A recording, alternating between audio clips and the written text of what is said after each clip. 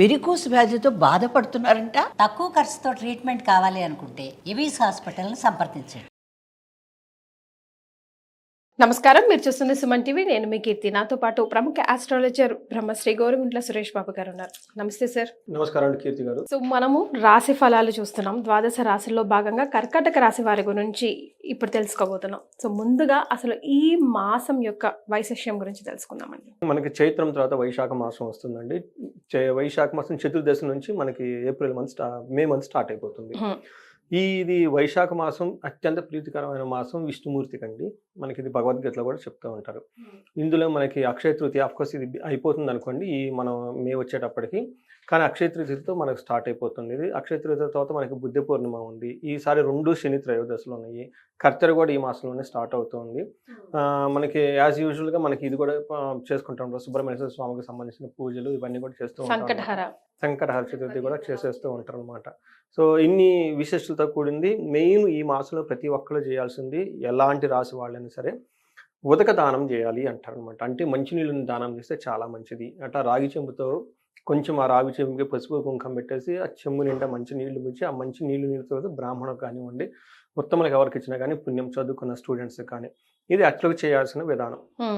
అయితే ఇప్పుడు కాలమాన పరిస్థితుల ప్రకారం అది అంత లెంతీ ప్రొసీజర్ కాబట్టి వాటర్ బాటిల్ తీసుకొని చక్కగా రోడ్డు అమ్మట ఎవరు నిలబడి ఉంటారు, ఇబ్బందులు పడుతూ ఉంటారు, మంచినీళ్ళు కావాల్సి వస్తే అలాంటి వాళ్ళకి నీటి దానం చేస్తే చాలా చాలా పుణ్యము, విష్ణు తత్వం వస్తుందని చెప్తారండి.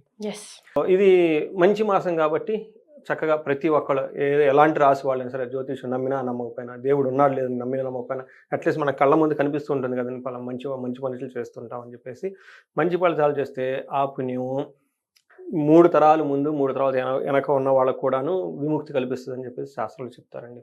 ఇంకా గట్టిగా చేస్తే 7 తరాలు ముందు 7 తరాలు వెనక 15 తరాలు పోతుందని చెప్తుంటారండి. ఇది ఒక మంచి అవకాశం. చాలా సింపుల్ చిట్కా. ఒక 10 వాటర్ బాటిల్ కొనేసి చక్కగా రోడ్ల ఉన్న వాళ్ళకి దానం చేస్తే ఇంకేముందండి.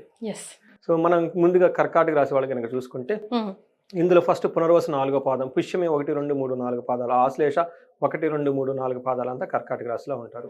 పేరు బలం కనుక మనం చూసుకుంటే వీళ్ళకి హీ, హూ, హే, హో, డా, డి, డూ, డే, డో అన్న అక్షరాలంతా కర్కాటక రాశిలో ఉంటారనమాట. మనకి ఇందులో ఈ మాసంలో వీళ్ళకి ఒకే ఒక ప్లానెట్ మూవ్మెంట్ చేంజ్ ఉందండి. అది కూడా సూర్యుడు. మిగతా ప్లానెట్స్ లో పెద్ద చేంజెస్ ఏం లేదు, అన్ని రీసెంట్ గా మారి ఉన్నాయి అనమాట.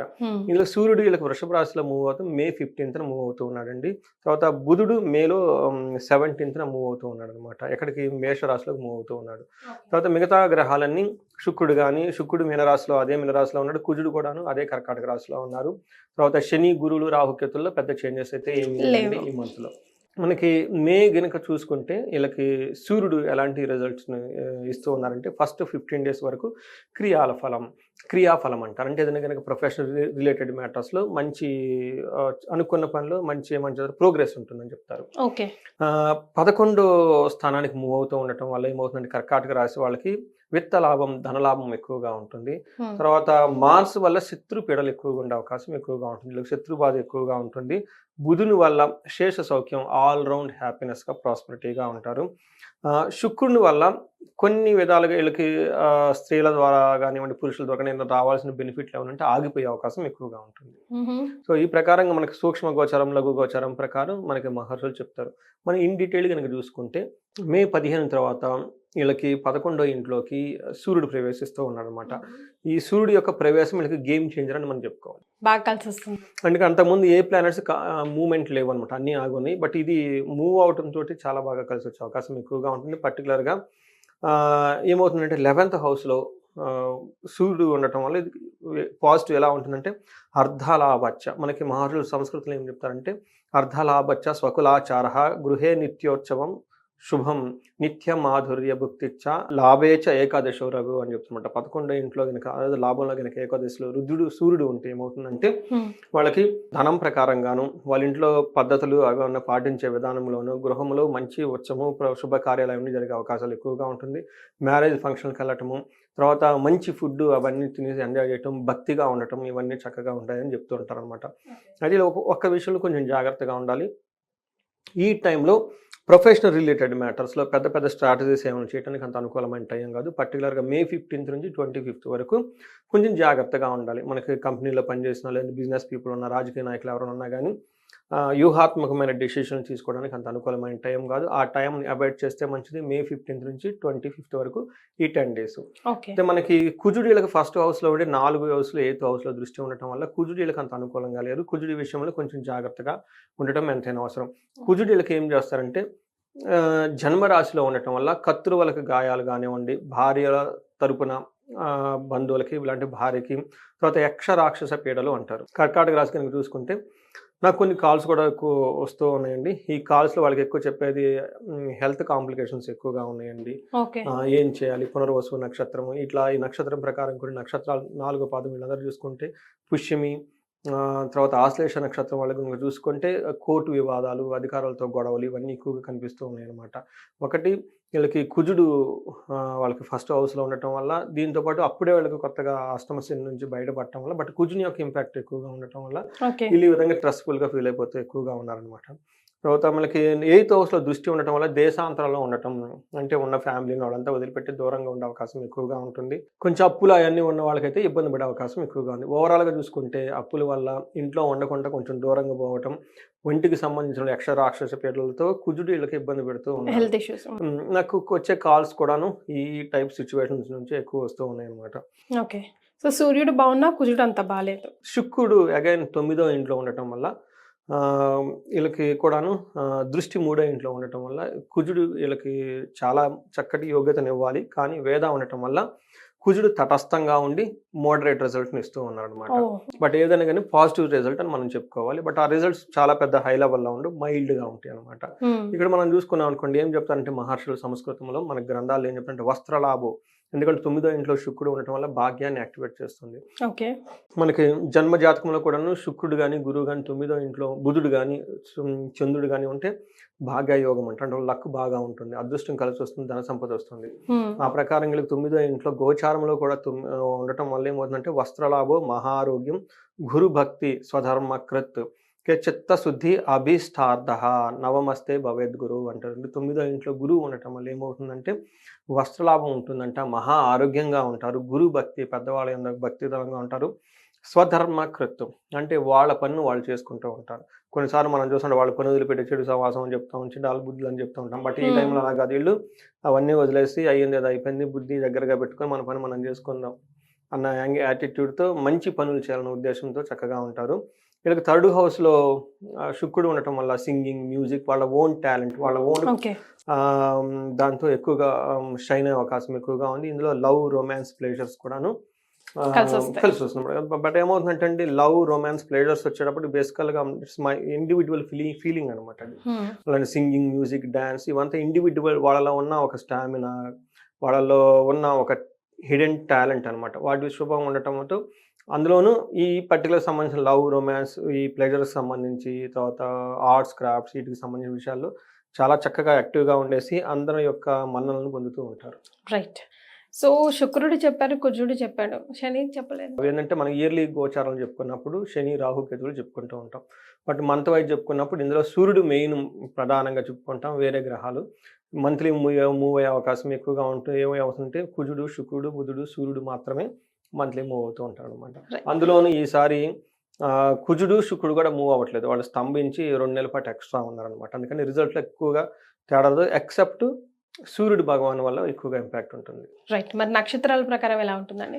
నక్షత్రాలు పునర్వసు, పుష్యమి, ఆశ్లేష 3 నక్షత్రాలు ఇందులో ఉంటాయి. ఎక్కువగా పుష్యమి నక్షత్రం వాళ్ళు చాలా ఎక్కువ మంది నాకు ఫోన్ చేస్తూ ఉన్నారు రీసెంట్ కాలంలో. అది కుజుడు స్తంభం జరిగి కుజుడు అక్కడ ఉండటం వల్ల. పునర్వసు నక్షత్రం వాళ్ళు కనుక చూసుకుంటే వీళ్ళకి పాజిటివ్ సైడ్లో కనుక చూసుకుంటే వస్త్రలాభం, మంచి షాపింగ్స్ అన్నీ చేస్తూ ఉంటారు. పరవాసము, ఫారిన్ వెళ్ళాలనుకున్న వాళ్ళకి, ఫారిన్లో ఉన్న వాళ్ళకి చాలా అనుకూలంగా ఉంటుంది, సౌఖ్యంగా ఉంటారు, చక్కగా బాగుంటారు. ఓవరాల్గా చూసుకుంటే May 11th నుంచి ఎండ్ వరకు ఒక లాభప్రదంగా ఉంటుంది అని మనకు పాజిటివ్గా నోట్లో చెప్పుకోవచ్చు. ఛాలెంజెస్ ఎప్పుడు ఉంటాయి అంటే దేహ పీడనము, మరణము, కలహము అని చెప్తారు. ఇక్కడ మీరు ఏం అర్థం చేసుకోవాలంటేనండి, ఇండివిడ్యువల్ జాతకం చూడటం చాలా ఇంపార్టెంట్. ఎందుకంటే ఇండివిడ్యువల్ జాతకంలో వాళ్ళ నడిచే దశ మంచి పాజిటివ్గా ఉంటే ఈ నెగిటివ్ ఎఫెక్ట్స్ ఎక్కువ ఇన్ఫ్లుయెన్స్ చూపించవు. అది వాళ్ళు నడిచే దశ సరిగ్గా బాగలేదు అనుకోండి, ఈ నెగిటివ్ ఇంపాక్ట్ వాళ్ళ మీద పడుతూ ఉంటుంది. ఇంకా ఎక్కువగా పడే అవకాశం ఎక్కువగా ఉంటుంది అనమాట. చాలా జాగ్రత్తగా ఉండాలి. ఎందుకంటే ఒక్క రీజన్తో ఎప్పుడైతే చెడిపోదండి. నెంబర్ ఆఫ్ ఫ్యాక్టర్స్ ఉంటారు, ఎఫెక్టింగ్ ఫ్యాక్టర్స్ అంటారు కదా, అట్లా 4-5 విషయాలు కన్సిడరేషన్ తీసుకొని ఫైనల్ కంక్లూజన్కి రావాలండి.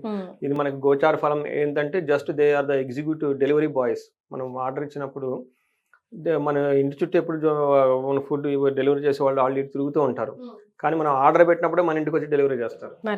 అలానే ఇవి గోచారంలో మనం ఏమేమి చెప్పుకుంటామో మన చుట్టూ తిరుగుతూ ఉంటాయి, కానీ జన్మ జాతకంలో అది ఆ యోగ్యత ఆ టైం ట్రిగ్గర్ అయినప్పుడు ఇవి డెలివరీ చేస్తాయి అనమాట. నథింగ్ బట్ మనం ఆర్డర్ పెట్టినప్పుడే మనకి డెలివరీ బాయ్స్ వచ్చి మన ఇంటిలో డెలివరీ చేస్తారు.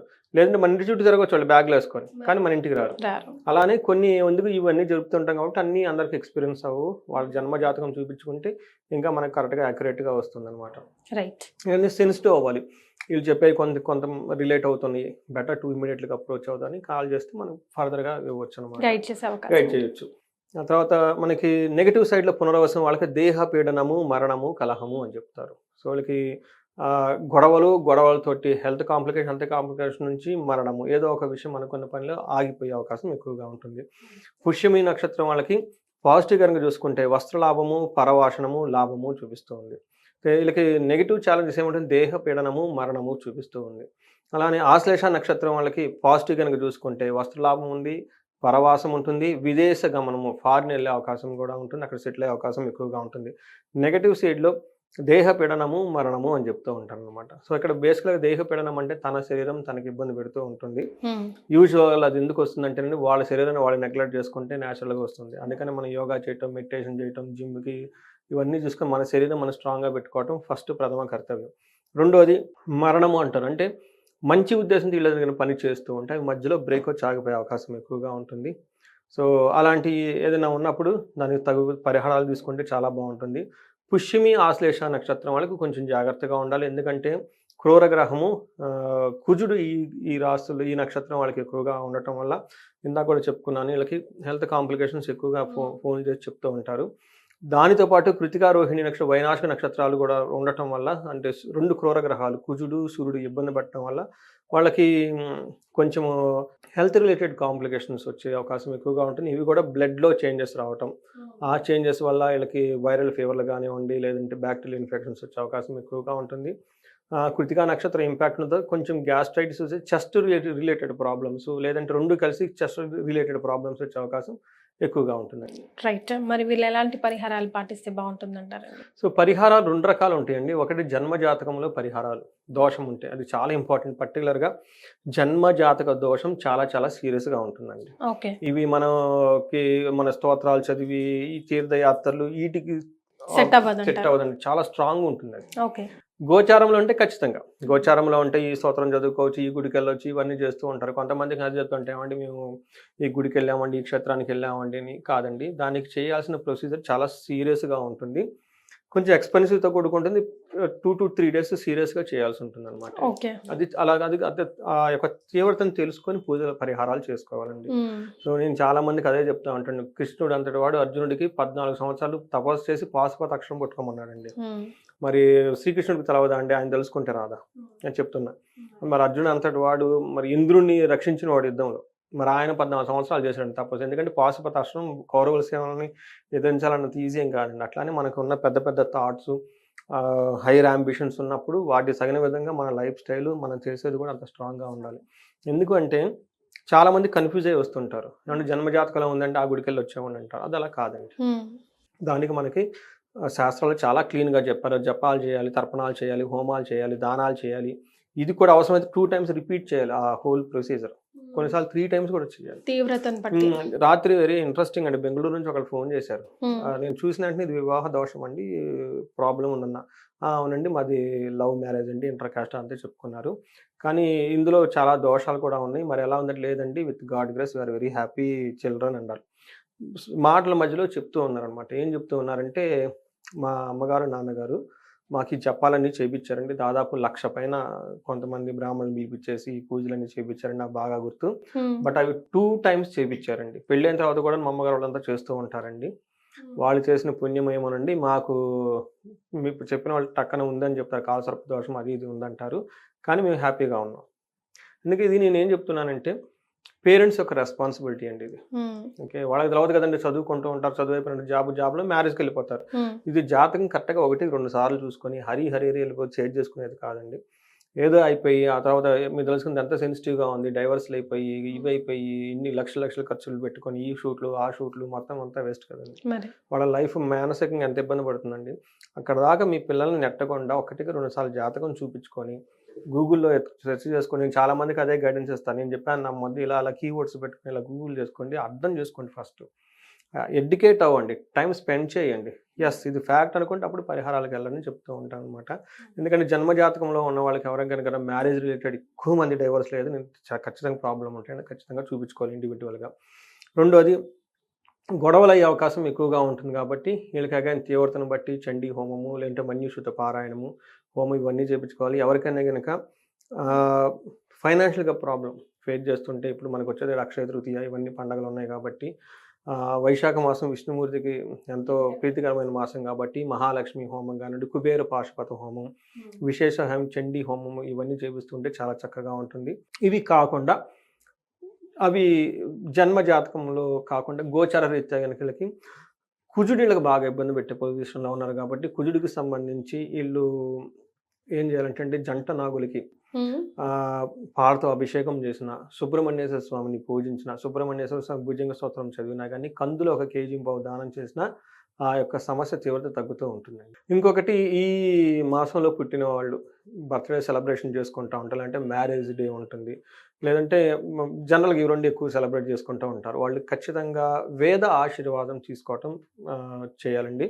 ఎందుకంటే మనకి శాస్త్రాలు ఏం చెప్పారంటేనండి, మన ఇంట్లో వేదఘోష జరిగితే ఒక్క స్వరం అంటే మన వేదం చదివేటప్పుడు స్వరాలు వస్తుంది కదండి, ఒక్క స్వరము ఈక్వల్ టు ఒక్కసారి విష్ణు సహస్రనామం చదివినంత పుణ్యం వస్తుంది. అందుకని వేదఘోష లేదంటే మనకి అందులో ఘనపాఠి చేసిన వాళ్ళు వస్తే అట్లాంటి కనుక నలుగురు పిలుచుకొని మనకి బాబుని లేదంటే ఎవరిదైతే భార్యాభర్తలు పెళ్ళి అనుకోండి, ఇద్దరు కూర్చొని చక్కగా పేర్ల మధ్య అటు ఇద్దరు వేద పండితులను తీసుకొచ్చేసి వేద ఘోష చేపిస్తే అది బర్త్డే కానివ్వండి, మ్యారేజ్ డే కానివ్వండి, ఇంకొకటి డే కానివ్వండి, చాలా బాగుంటుందండి. అందుకని ఈ మంత్లో ఎవరైనా కనుక పెళ్లి రోజులు ఉంటే వేద ఆశీర్వాదం తీసుకోమని చెప్పేసి కోరుకుంటున్నానండి. చాలా సంతోషం అండి. కర్కాటక రాశి వారికి ఎలా ఉంటుందో తెలియజేశారు. ధన్యవాదాలు.